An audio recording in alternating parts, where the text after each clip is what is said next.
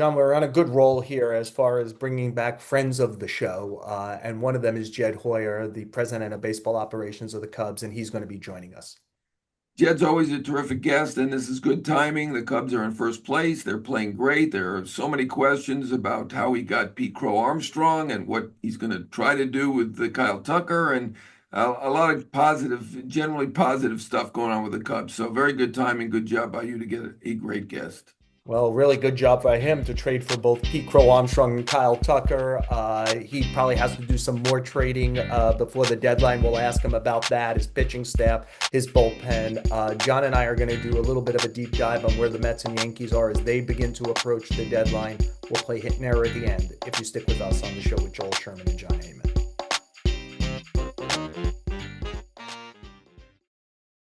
John, I'm glad we reacquired you from the West Coast. You had a nice long stretch out in LA. You're talking to us from the MLB Network studios. You're back on familiar terrain. And why don't we start with the Yankees? They just lost two or three as we speak over the weekend to the Red Sox. They still have a somewhat comfortable lead in the AL East, 4.5 games over Tampa and Toronto. I think it's 8.5 over Boston, which is still struggling with even 500 there. And yet, John, you and I talked a little bit before the show. We've talked about this a little leading up to it. There is a little bit of discomfort with the Yankee pitching, like both the length of their starting pitching and the length of their bullpen. They're probably going to deal with some internal stuff first, right? Some combination of J.D. Brubaker, Marcus Stroman, Jake Cousins, and Luis Heel should be back before the trade deadline. They should get a better idea about the quality of depth. And yet, to me, under over, it feels like at least one starter and at least one reliever have to be acquired by the Yankees in the next 7 weeks. And when it comes to a starter, a guy who could start the first game or two of a playoff series, I wonder what you think of that and what's possible. Yeah, I mean, when I was out in LA, as you mentioned, I saw the Yankees first, then I saw the Mets, and it was interesting to see both teams play the Dodgers. Obviously the Dodgers are a test for anybody with a great offense. They have. They did have 15 guys on the IL. I think they might be down to 14 now. I'm not sure, but obviously they're not at full strength. But it's still interesting to see 7 games in a row with our local teams. And I will say this: the Mets did look a lot better than the Yankees. Although the Yankees were 1-2, the Mets were 2-2. Not that much of a difference. Mets should have been 3-1 at least. And the Yankees obviously got a great start from Yarbrough. Not taking anything away from it. They won that game. It wasn't particularly a close game, so they did win that game. But I do feel like the Yankees are going to need help in that rotation and in that bullpen. I know statistically they've been pretty good. The bullpen's good, but I still feel, and I've talked to some scouts who feel this way, that their bullpen is not, it's not predictable. I mean, it could be great one day and not great the next day. Obviously, Weaver's out. That hurts. Devin Williams, I'm still not sold that he belongs as a Yankee. And, you've got a lot of setup guys who strike out a decent number of guys, but not that confident in some of them. Not Tim Hill's not quite as good as he was. So I have a lot of reservations about the Yankee pitching, both from a bullpen standpoint and the rotation. So that's my issue with them. I know you looked at the full roster and you have some other thoughts, but to me, they've scored as many runs as anybody, basically. Their OPS is as high as anybody, and their offense is pretty good. You can make a tweak here or there, but it's basically about the pitching. Yeah, I do think that they'll add a righty bat to either play. The it struck midnight a little bit for Trent Grisham, especially against lefty pitching, and Jason Dominguez is yet to prove as a switch hitter he could hit lefty pitching. Whereas Bellinger left on left is terrific, and obviously Judge is the best in the world at hitting in general and killing left-hand pitching in specific. I think they could use a righty bat there or at second or third. Like LeMahieu's been okay, like especially early in June here. They should get Stanton back in the coming weeks, but you just can't trust that LeMahieu and Stanton will stay healthy and or productive. And so I think they're going to have to find one more righty bat that does something for them, moves around to a couple of different places. But John, I'm with you. I think this is about pitching, pitching, pitching. If this team had Garrett Cole, I think that it would really have a strong stake to be a championship team. They don't. I assume Heel will help. I hesitate to do this, John, because we live in a world of stupid aggregation.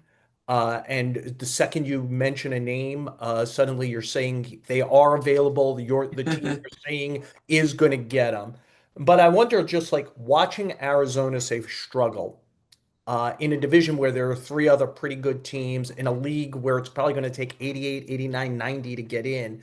And the fact that both Gallen and Merrill Kelly are free agents, I wonder about them. I wonder what you think. I wonder, does Milwaukee look at this National League and say, we could get a killing for Freddie Peralta right now, and one of our strengths is starting pitching depth, and go ahead and play that. I'm trying to see where the starting pitching is coming from because teams like Chicago are bad, the White Right. Sox, because they don't have starting pitching. The Rockies don't have starting pitching. The A's don't have starting pitching. They're going to trade that's good. Like you've got to start to look at teams that you think are at least pseudo contenders and Right. imagine it. I wonder what you think. Nobody examines and reports the field like you. What do you think? Well, I mean, the biggest names that someone might dream about are not going to be out there. Skeens, they've made it clear they're not trading him, and DeGrom, he's got years to go. He's doing great. They may still win that division. I thought they would win that division to begin with. They just have not hit. Maybe they win it, maybe they don't. Houston, they've done well. Seattle obviously has pitching, and Cal Raleigh having a terrific year. But I think you've hit on maybe the key team. Since you're not going to find an ace, I mean, I think Gallen might be a good buy low. He, as a free agent after the year, Kelly is. They may be like a clearinghouse for trades. It's unfortunate. The Burns injury is a killer. Then you've got Erod has not performed for them. Jordan Montgomery. I mean, this is a team. It's not a small market, but it's not a big revenue team either. They have the lowest ticket prices in the game, and they went out and spent big money on all these pitchers. And really, unfortunately, Burns was pitching very well, and now he's out for this year and a lot of next year as well. And Erod didn't work. Montgomery has not worked. So they may have to be a seller as little as they want to be a seller. And they do have two starters. I do think Baltimore's probably, likely, maybe going to be a seller at this point. They don't dig their way out of it. I think they have no choice. They have Eflin and they have Sagano, who's done well. That was a good one-year pickup. They're both free agents. They're possibilities as well. I like the idea of Peralta. I think he was in my original group of guys that I thought maybe, and a lot of those guys are not going to pan out. Like Framber Valdez is on Houston. I don't see them trading. Right. Pablo Lopez is hurt at the moment. Minnesota's doing pretty well. I don't see them going. But Peralta's a guy who would have been interested in another. He had one extension, interested in another one. They hadn't talked to him about it.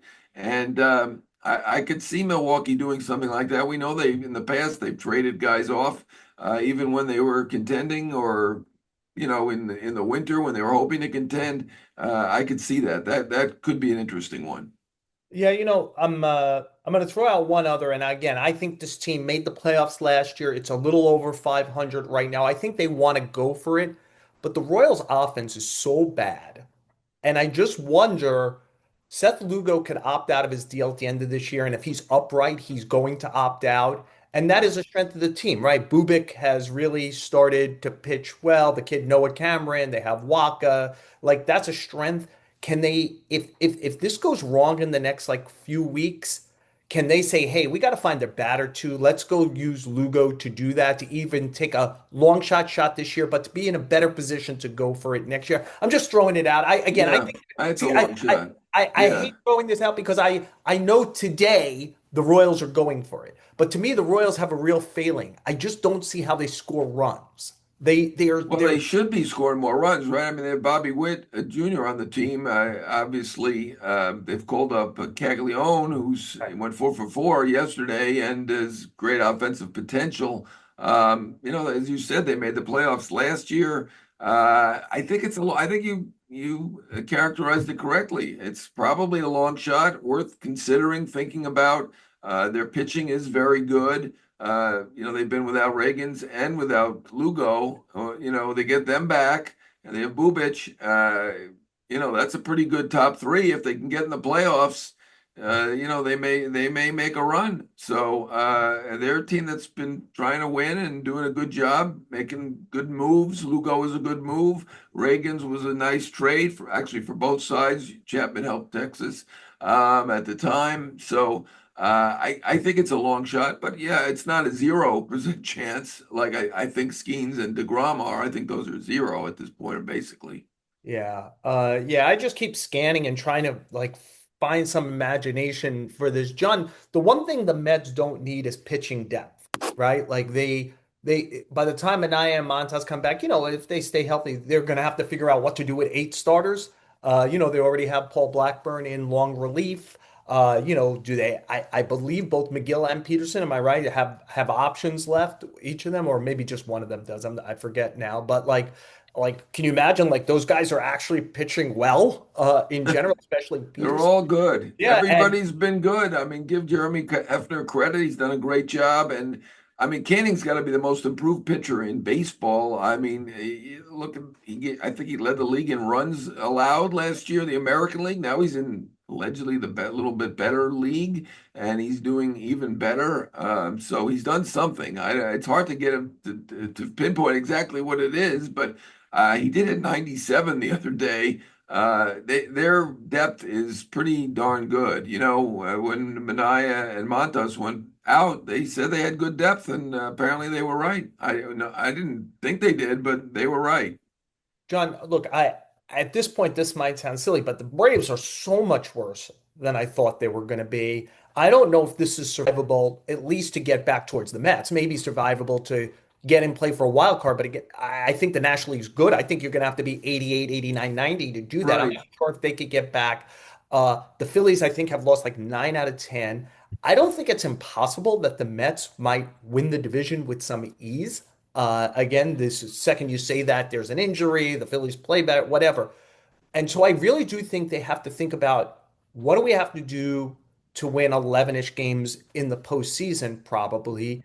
And that's a difficult thing to do. But the lefty reliever thing really does stand out for me. AJ Minter was really good at this. Was off to a great start. He's fearless. We know the National League. You're going to have to deal with Freeman Otani. You're going to have to deal with Harper Schwarber. You're going to have to deal with Pete Crow-Armstrong, Tucker, Bush, that group there. Uh, the Mets signed Brooks Fraley. They traded for Jose Castillo. They took a flyer on Colin Poche, who's down in the minors for them. Again, I'm going to throw out a name. I know I hate doing this. Is like just watching Aroldis Chapman throw 100 miles per hour again last night at a ballpark. Uh, you mentioned it was a good trade. Like Chapman has given up four of the biggest postseason homers in history.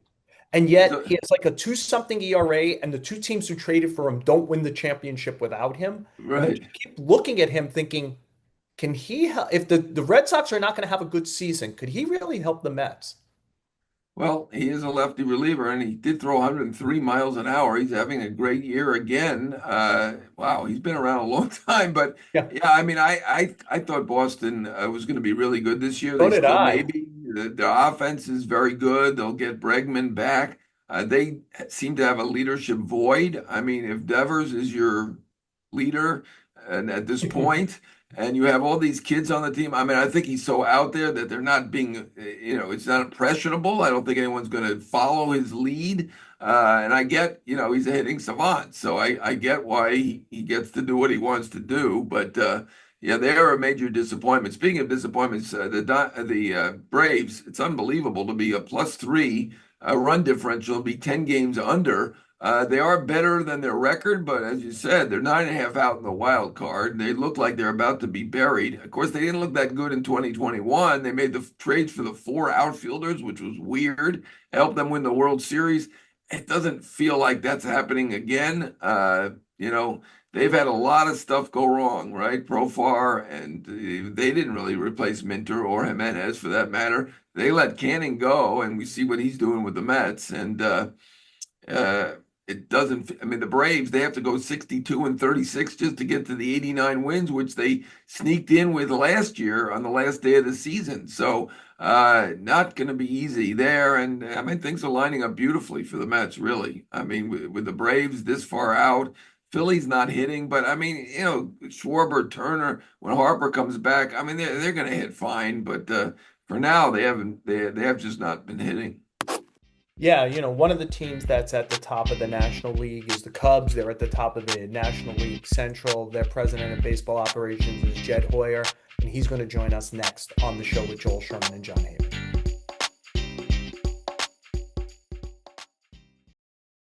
John and I are so pleased and appreciative to be joined by Jed Hoyer, 14th season with the Cubs, fifth in charge of baseball operations as president of baseball operations, key figure in the 2016 championship, and now guiding a team that's in first place by 4 games in the NL Central. Jed Hoyer, thank you for joining us on the show.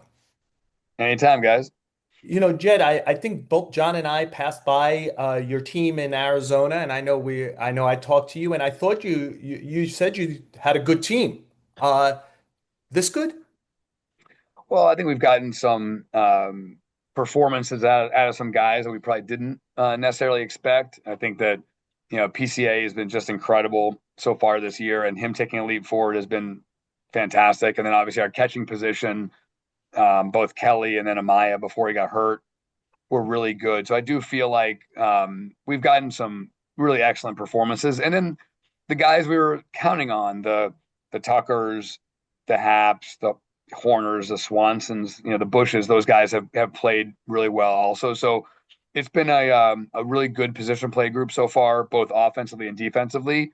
And I think that's really, put us in this position. You mentioned Pete Crow-Armstrong. I think at this moment, I feel like, I mean, of course, Otani's always in there. The co-MVPs in the National League are Pete Alonso and Pete Crow-Armstrong. We've heard a lot of different takes and snippets of the trade, how you were able to get Pete Crow-Armstrong for a rental of Javier Baez.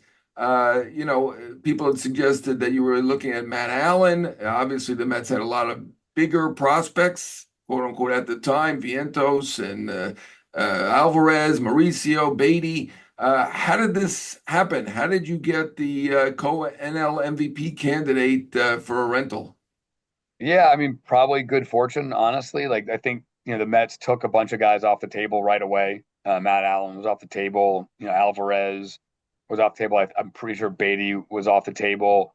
Vientos was a guy that was kind of discussed a little bit, but it was clear they didn't want to part with him. And at the time, I think Pete played like 6 games in low A and got hurt, and he was sort of out of sight, out of mind, I believe. When looking back, that I think his injury he didn't allow him to perform, and therefore, I think he became, a guy they were willing to trade in that deal. So I think it was good fortune for us that they did take some really good players off the table that are, most of those guys are helping the Mets right now. But I think Pete's injury allowed that to happen, and it worked out really well for us.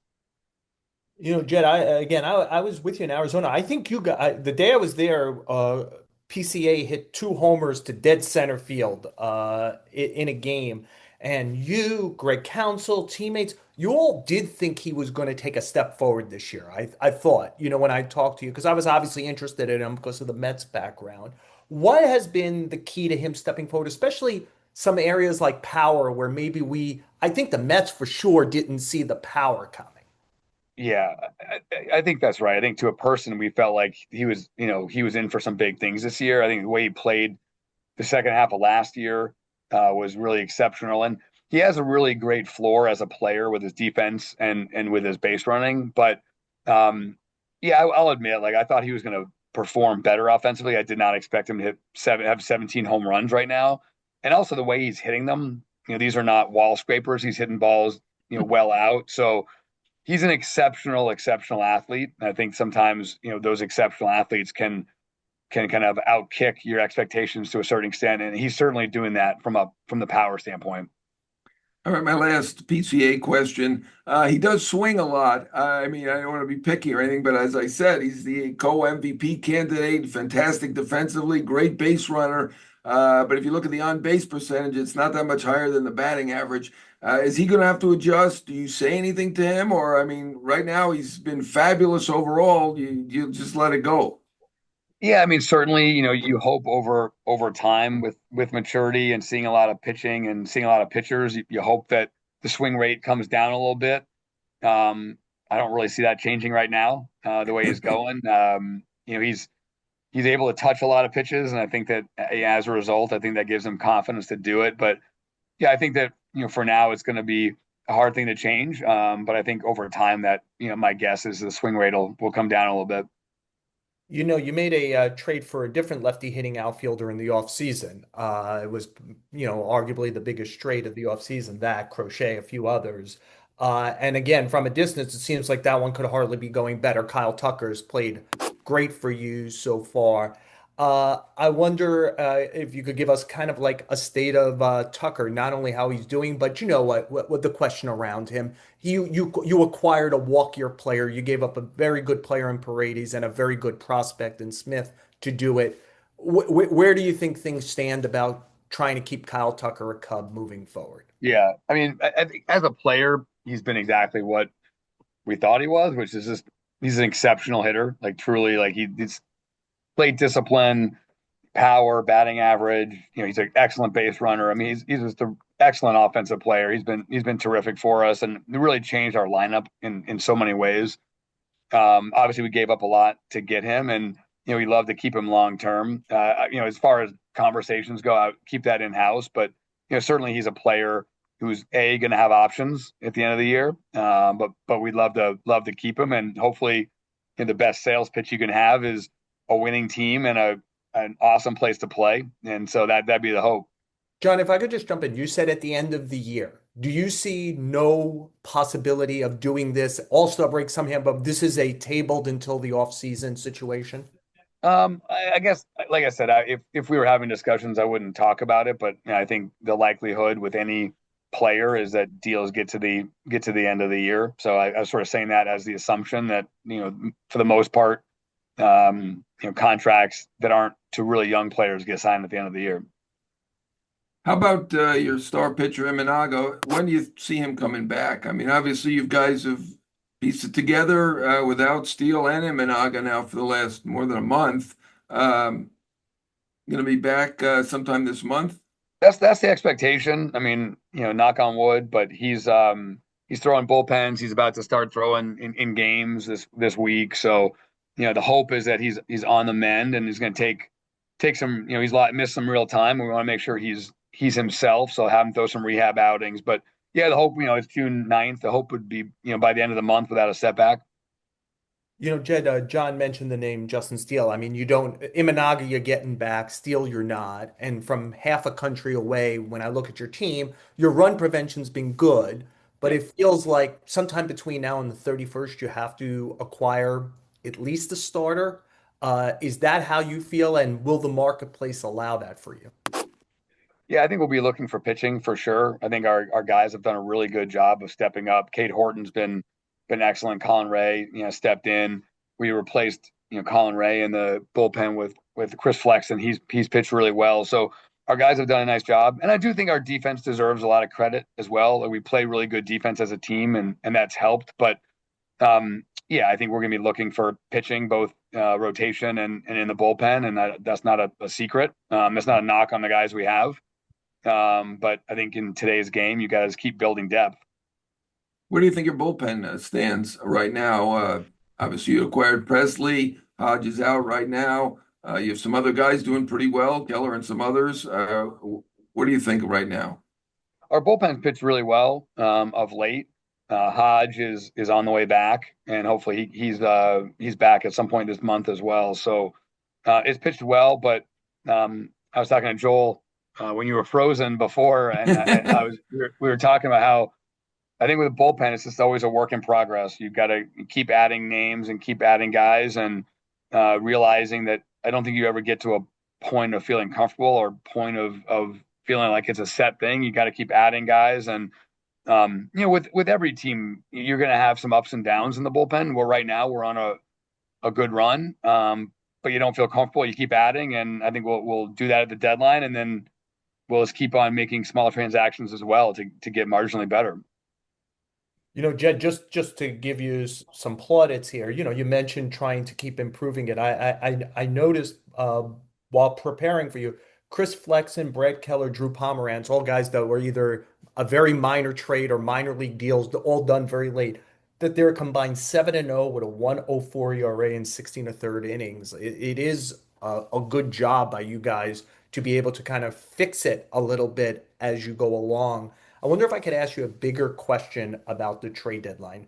Obviously, you won a championship in 16 and got back the next year, but it hasn't been close to that good again. You've missed the playoffs some now recently. What is the pressure on your job when you clearly have one of the two or three or four best teams in the National League to go ahead and, like you never want to give up tomorrow, I'm sure, but like to push in some of tomorrow for a team like this, especially when there hasn't been a lot of great success real recently? Yeah, it's a great question, and I think it's something we have to evaluate. I think that, you know, if there's the right transaction that makes sense to push in, you want to do that. I don't think you can force that to happen.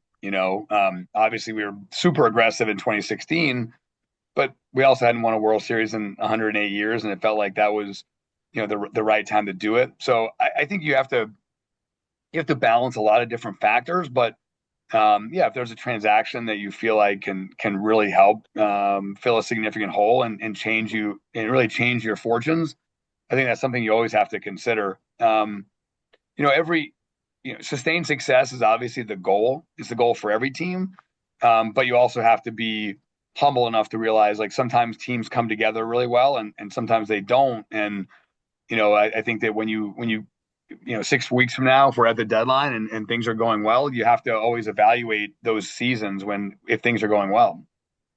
I mean, this team has been great so far, particularly the hitting. Do you think, looking at it, you probably just need to add a starter and a reliever, and then that's basically what you're looking at, a couple of pitchers, or you see something else where you might be able to add at the deadline?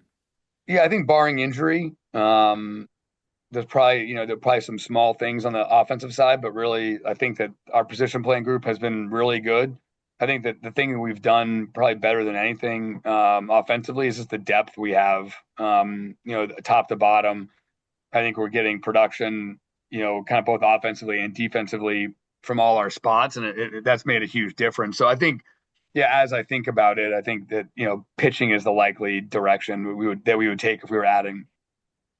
You were nice enough to join us last year in what was Craig Counsell's first season as manager, and it obviously didn't go how you guys wanted, and it probably hurts a little more, right? If the team he left, Milwaukee wins the Yep. division, but you were very high in your praise for what you got in Craig Counsell. I wonder if you could tell us year two, what is it like to work with Counsell? What is he bringing that's making you a first place team?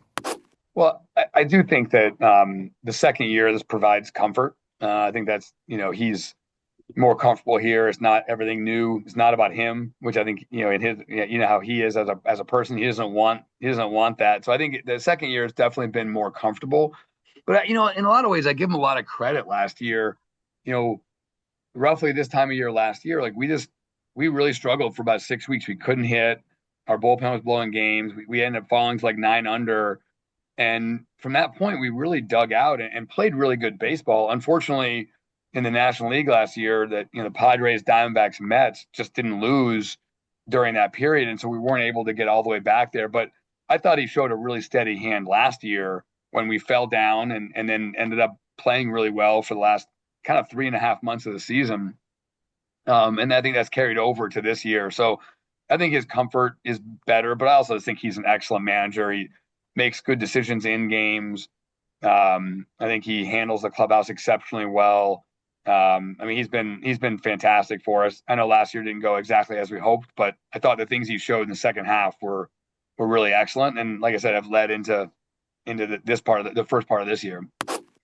Tucker was obviously your headliner of the winter, but you made some smaller pickups that have really helped the team. Carson Kelly, were you expecting something close to this? I mean, his OPS is comparable to PCA and Tucker and Bush and all your star hitters.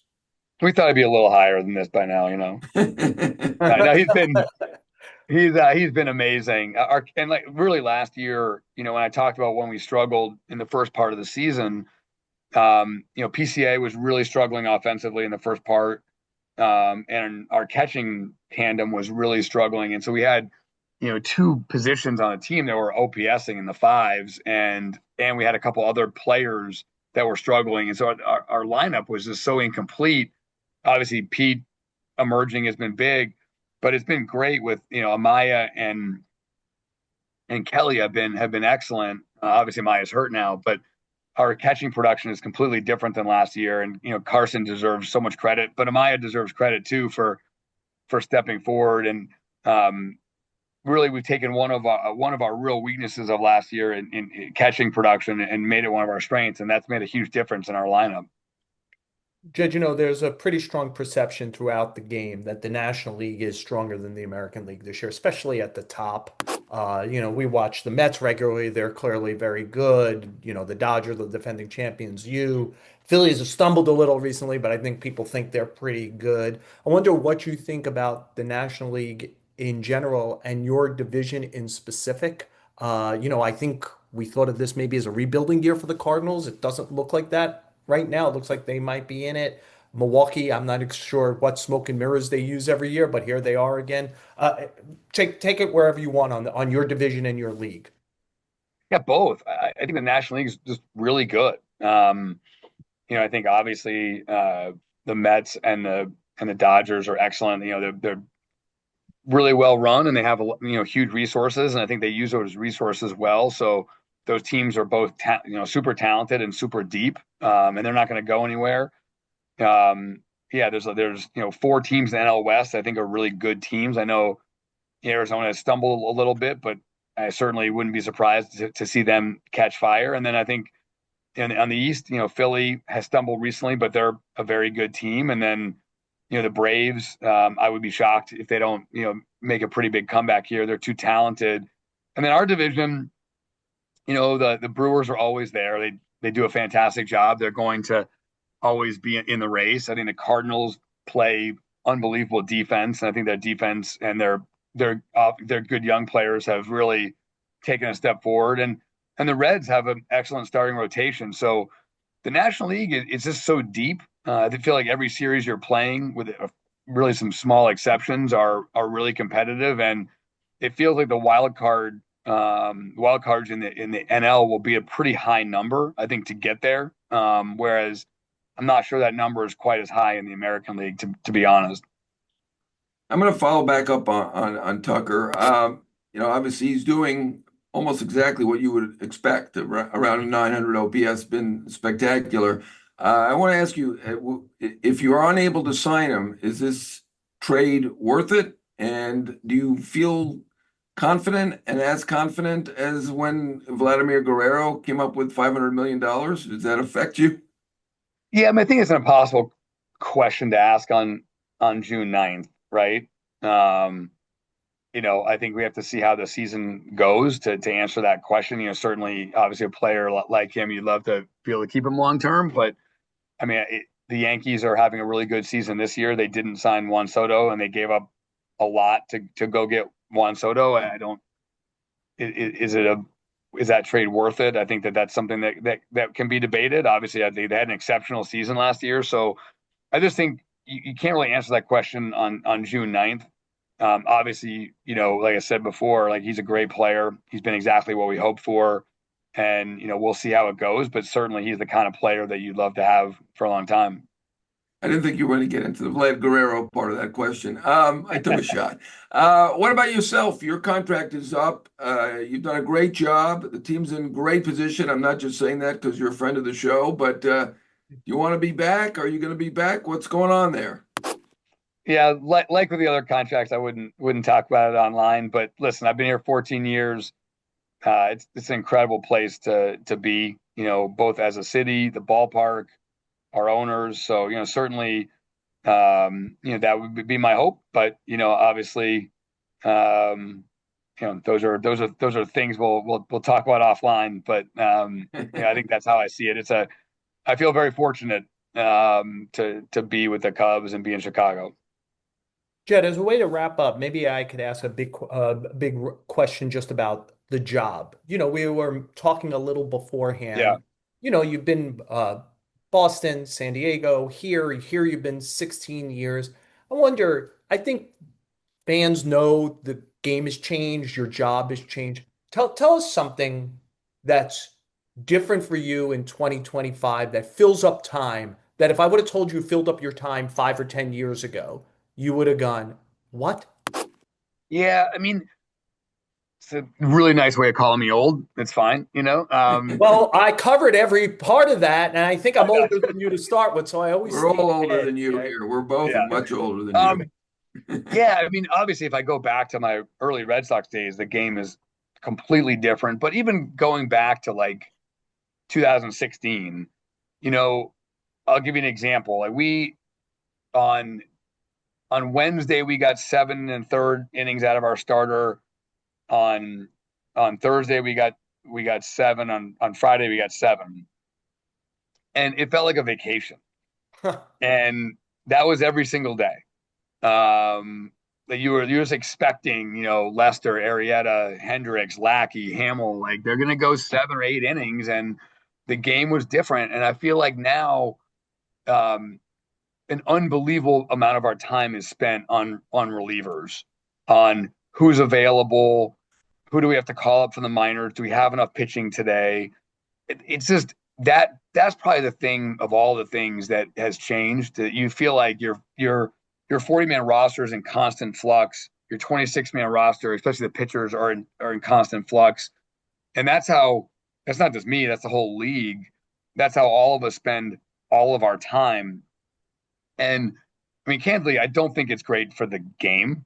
I don't. I think that it'd be wonderful if we had like a more set off day every week. So like Japan has every Monday off, for example. I just think that like the ability to reset your pitching, because we're in a place now where if you have one bad game and you have a run of 8 or 9 games in a row, you're just scrambling, and you don't want to put your pitchers in harm's way. And these guys all throw 96, 97, 98 plus.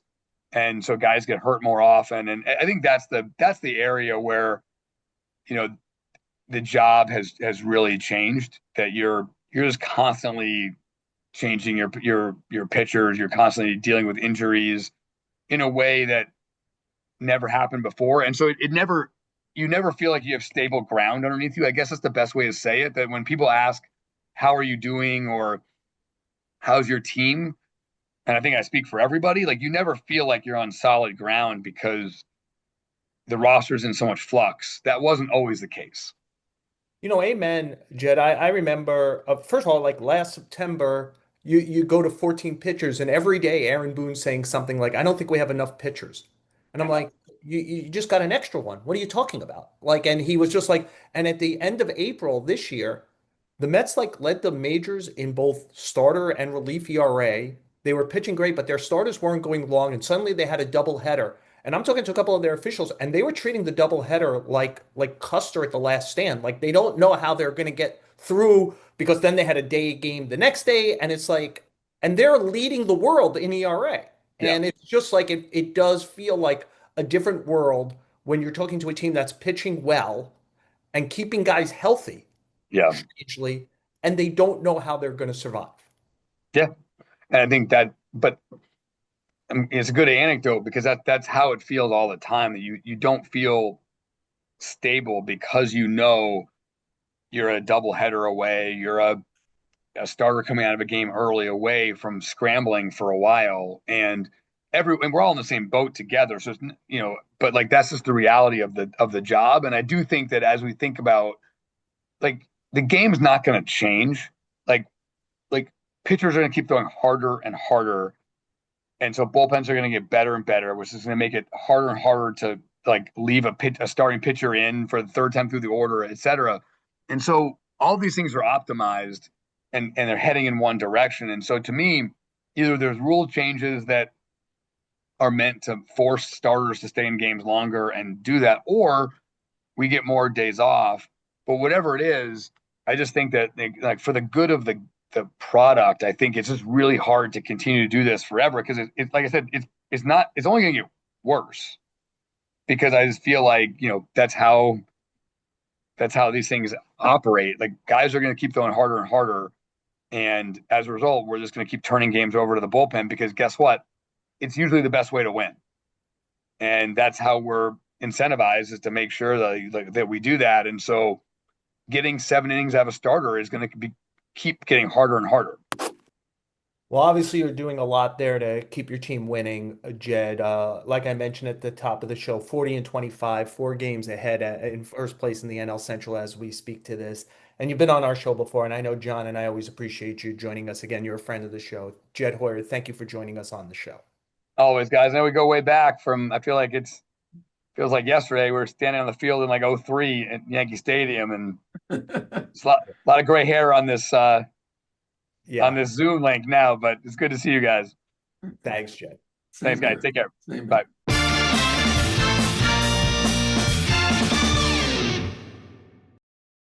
John and I, of course, thank Jed Hoyer for joining us on the show. John, hit or error? I'm going to give an error to the Red Sox. We mentioned it earlier, a little bit about what's going on there. Roman Anthony hit a 497-foot home run. I guess distance isn't everything, but I mean, by all accounts, he's the number one prospect in baseball. I get he's only 20 years old, but I think it's time that they call him up and let's start talking about how he's great instead of how Devers isn't hustling or their pitching isn't doing it. So, I mean, I don't know all the ins and outs of their organization, but I've criticized them before for not getting Devers over to first base. Devers is again hurting them by being the DH.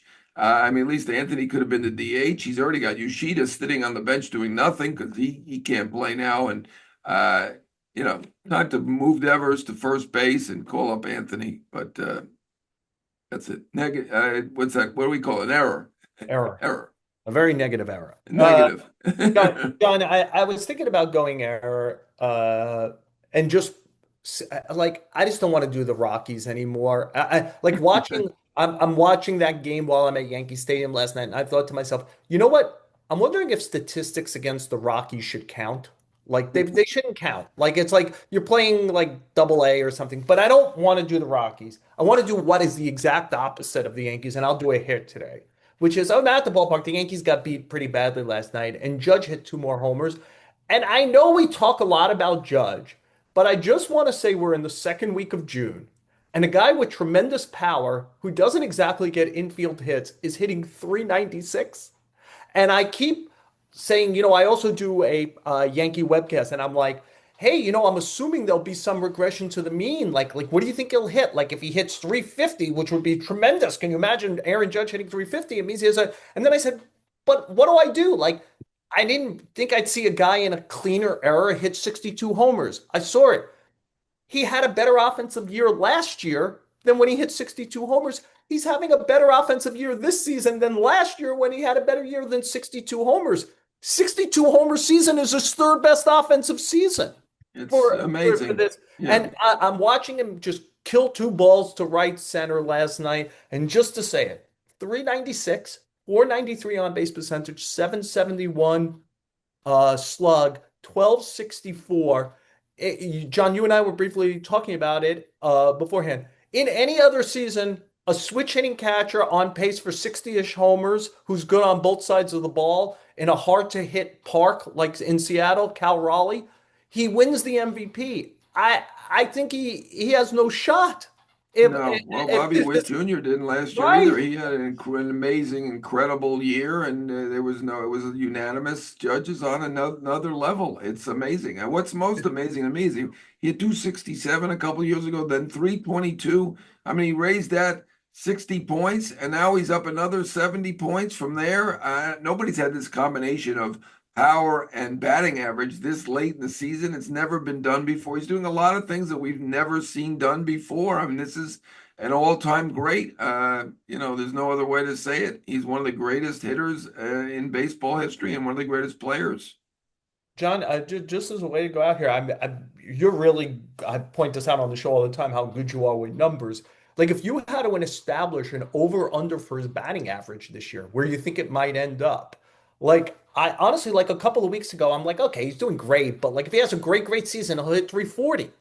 And Right. now I'm like, well, maybe like I didn't think he could hit 62. I didn't think he could have a better season than 62. Maybe I have to keep my mind open that he might hit 380 this year. Well, yeah, I mean, he's in the high 390s now, right? We've played, I don't know, 40% of the year. Yeah. I don't know if you guessed that he'd hit 320 from now until the end of the year based on I don't know what. He'll end up, probably in the 350 range, I guess. 350 to a little bit Yeah. higher than that, maybe. That would be the guess at this point, but I don't put anything past him. I was on MLB now, I don't know, in early May, and I went back. Somebody sent a clip of me saying that he could hit 400 this year, and it was like May 7th. Of course, that was idiotic for me to say that, and I still don't really think anyone can hit 400 unless you're a left-handed guy who's got the speed of Victor Scott or somebody like that. It's probably impossible to hit 400 basically for anybody. I mean, it's been since 1941 since anybody did it. But even if the over under is 352 or something like that, I'm taking the over on him right now. Yeah, and let's keep in mind, he's 396. The batting average in the sport is like 244. Like that's Yeah, I like mean everybody's 150 points higher. It's impossible time to produce batting average. And the guy with the most power in the sport is producing batting average. And so it was worth a literal hit. fair. For Yeah, this. we You know, should do just every because every we once a watch it. month. We should give him a Yeah, hit yeah. and give the We, Rockies an error. It should be a staple, I think. It's as far on the opposite ends of the spectrum as you could get. On the top of the spectrum is our producer, Tommy Hogan, who helps us out every week, jumps on whenever we need him. Thank you, Tommy. Apple, Spotify, wherever you listen to a podcast, please rate and review us. The New York Post YouTube webpage, give us a view. And please continue to stick with us on the show with Joel Sherman and Jon Heyman.